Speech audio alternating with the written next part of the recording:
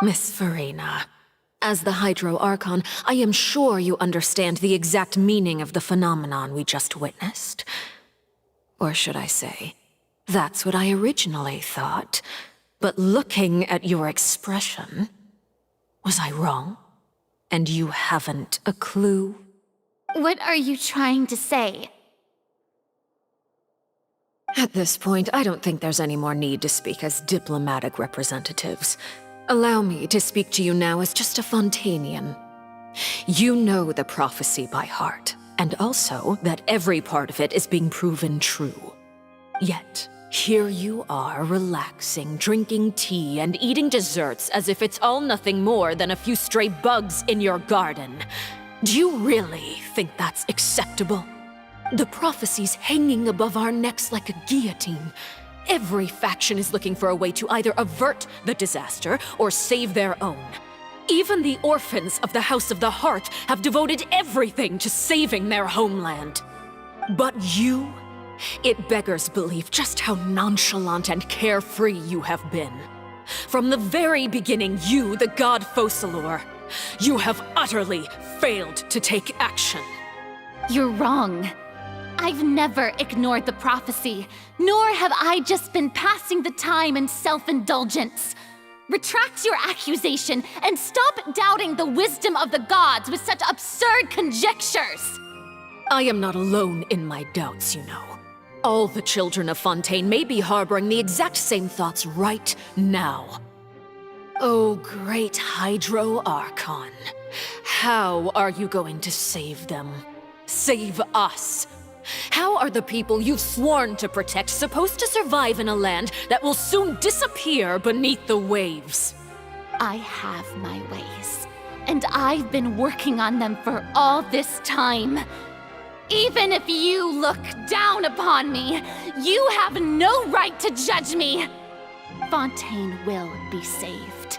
Even if I still cannot see the true future right now, as long as I continue on as I am, I will be able to hold my head up high!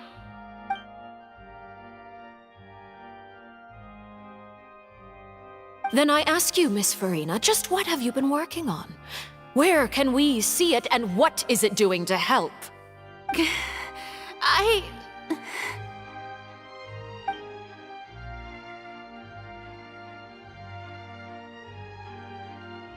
My machinations are just like the prophecy itself.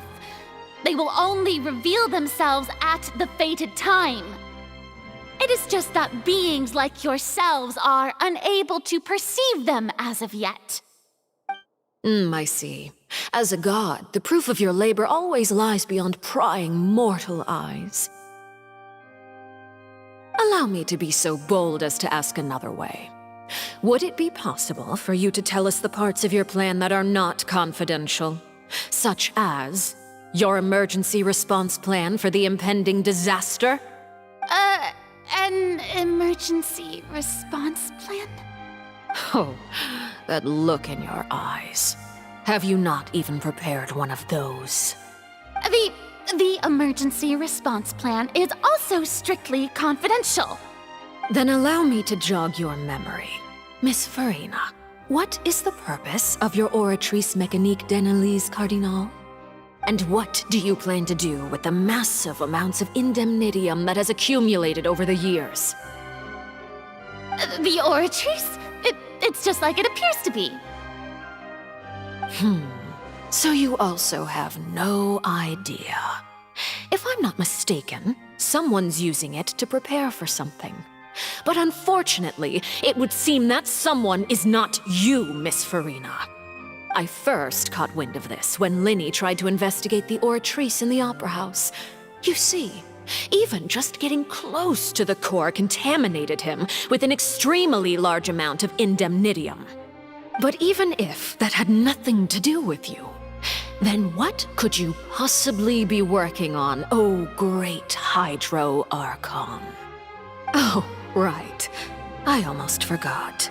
Udex Neuvillette is not at the tea party with us today. Miss Furina, I suppose you must have ordered him away to take care of some troublesome business. Yeah, yes, that's exactly right. Please keep it a secret for me. Of course I will. Although, I must say, Miss Furina, you seem quite insecure without the Eudex by your side. Oh, very well. Let's stop that conversation here. There are still a few slices of cake left, so please, help yourselves, everyone.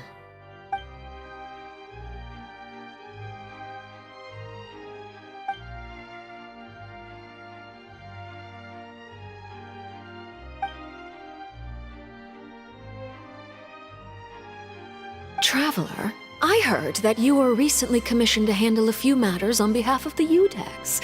Why don't you take an extra slice of cake? Those who work hard deserve gratitude and praise. You too, Paimon. Thank you. Paimon will take you up on that offer.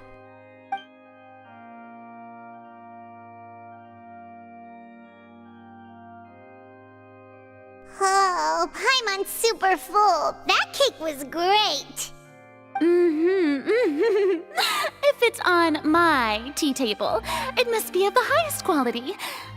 Yes, and we must thank the Knave for bringing these over as well. You're welcome. I'm sure the cake also felt greatly honored to be featured at Miss Furina's table.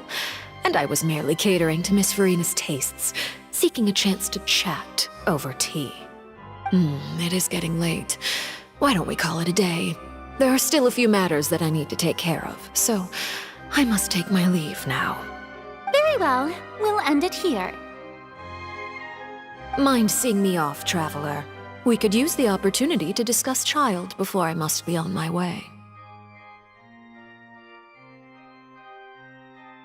Paimon's coming too!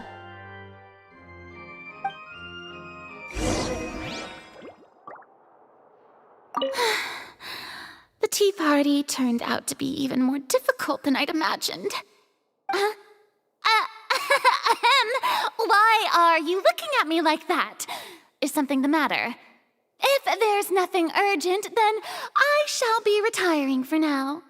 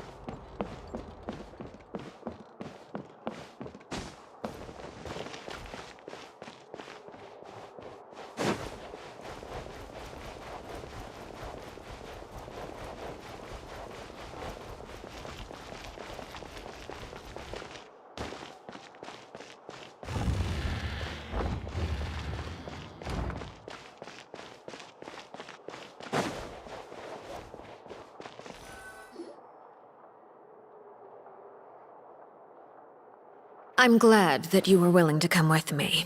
Of course, Child was just an excuse. I have no interest in your dealings with him. That's what Paimon thought. You lent your aid to the children of the House of the Hearth. As their father, I would like to express my gratitude. Do I look like an irresponsible father to you? The House of the Hearth is very important to me. You should know that I care deeply about my children. That was all. Formal topics should be discussed in formal settings, and informal topics in informal settings. I know you just returned from the fortress of Meripede. Relax. I have no intention of trying to get anything out of you. Linny, Lynette, and Fremine are still there, and I trust their judgment and abilities. They've all been working very hard and have always done all they can to fight back against anyone who tried to stop them, especially Linny. You mean Wriothesley. He's a tricky one to deal with. It's unfortunate that Linny's so eager to prove himself that he can't learn to rely on others, including me. By the way, and you can just consider this a bit of idle gossip, but what's your impression of Furina?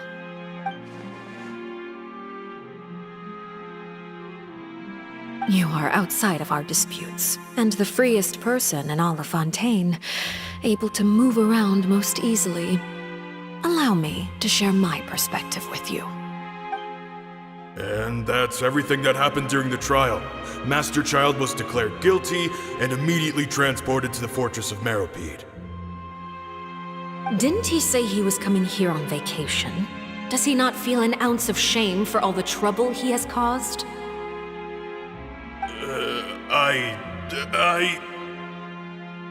Forget it. He did give us an opportunity. I will be meeting someone shortly. Do you require help with any preparations? No need. I will take care of it myself. I need to meet with Furina, the Hydro Archon. She is at the heart of Fontaine. But what's fascinating about her is that she often seems more like a celebrity than a working Archon. Oh? Come over here, you little critter, you!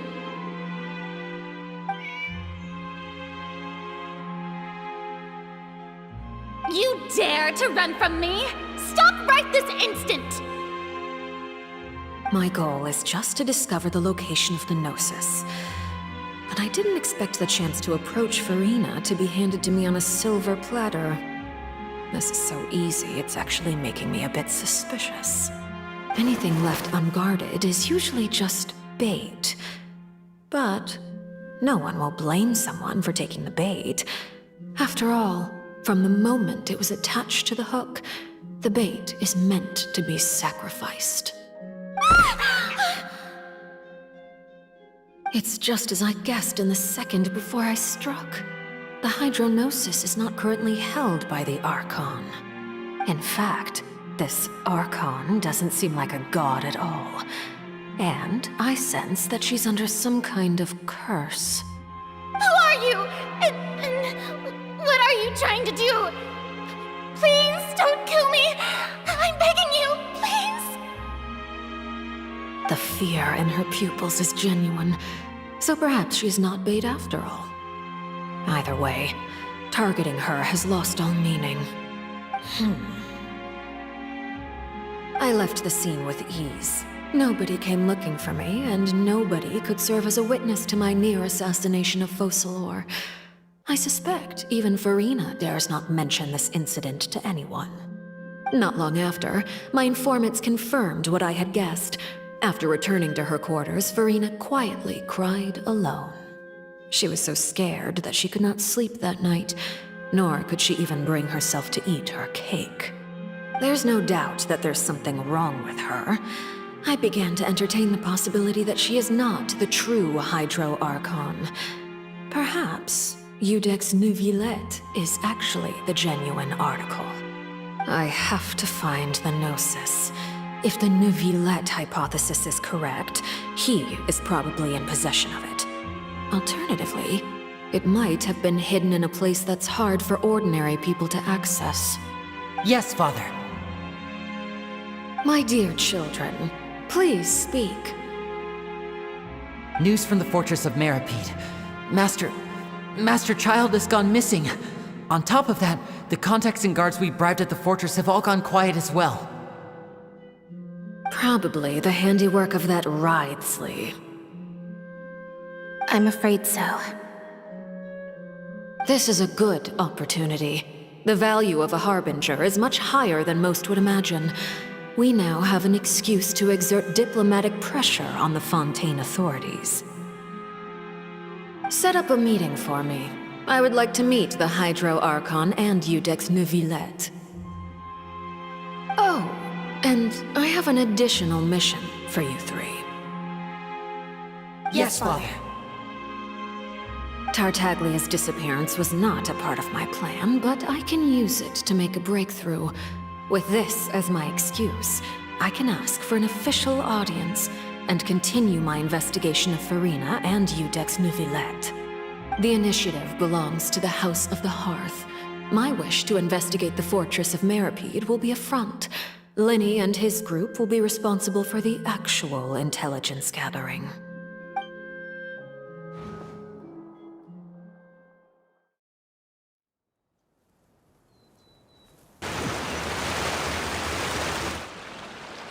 You should know the rest. Lenny's group is quite close to you, so they wouldn't have hidden anything from you. You attacked the Hydro Archon?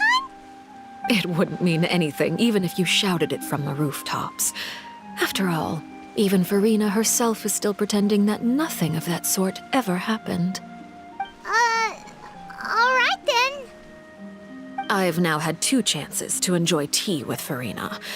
I have to say, the leadership of Fontaine is even more inscrutable than I had imagined.